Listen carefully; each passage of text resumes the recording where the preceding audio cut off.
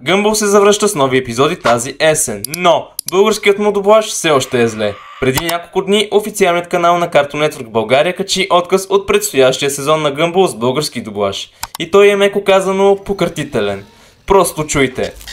Какво се случва? Дарвин!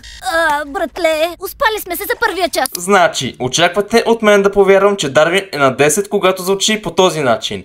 С около 7 години. Това не е глас на 10 годишно дете.